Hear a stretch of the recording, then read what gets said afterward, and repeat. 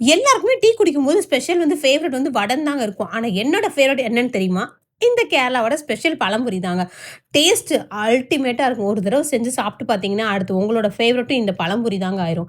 நெறைய celebrity recent டைம்ல பார்த்தீங்கன்னா, என்னோட கேரளாவோட ஃபேவரைட் டிஷ் எதுன்னு கேட்டா, பழம்புரின்ட்டாங்க. என்னடா இதுக்கு இந்த பழம்புரின்னு யோசிக்கும்போது, நேத்து மார்க்கெட் போயிட்டு வரும்போது இந்த நேந்திர பழத்த பார்த்துட்டேன். சரி இத வாங்கி இன்னைக்கு செஞ்சுருவோம். என்னதான் இது இருக்கு இந்த பழம்புரிலன்னு சொல்லிட்டு தான் இன்னைக்கு செய்ய ஸ்டார்ட் பண்ணிட்டேன். ஆனா இத சாப்பிடுறதுக்கு ஒரு 1 ஹவர் பொறுமையா இருக்கணும். ஏன்னா அதோட ப்ராசஸ் வந்து 1 ஹவர் வந்து அந்த மாவு ஊறணும். அந்த மாவு வந்து ஒண்ணும் இல்ல சிம்பிள் தான். நம்ம பஜ்ஜி மாவு மாரி தான். 1 கப் வந்து மைதால 1 ஸ்பூன் வந்து அரிசி மாவு, 1 1/2 ஸ்பூன் சுகர் சேர்த்துட்டு லைட்டா வந்து மஞ்சள் பொடி போட்டுக்கோங்க கலருக்கு. கொஞ்சம் பிஞ்ச் அதோட பேக்கிங் சோடா போட்டு தண்ணி கலந்து 1 ஹவர் ரெஸ்ட்ல விட்டுட்டு, அப்புறம் இந்த பனானாவ நல்ல பழுத்த பழமா எடுத்துக்கோங்க.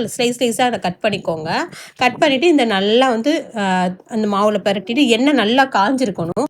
நல்ல எண்ணெய் அந்த காஞ்சோனே இந்த பழமுரிய பார்த்தீங்கன்னா, இந்த நேந்திர பழத்த அப்படியே பஜ்ஜி போடுவீங்க. அதே பட்டன்ல அந்த மாவுல டிப் பண்ணி நீங்க எண்ணெயில போட்டீங்கன்னா, அப்படியே புஸ் புஸ்ன்னு அப்படியே பஜ்ஜி போடுற மாரியே வரும்.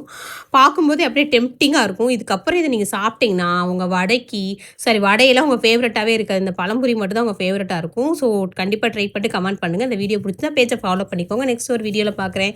பாய்.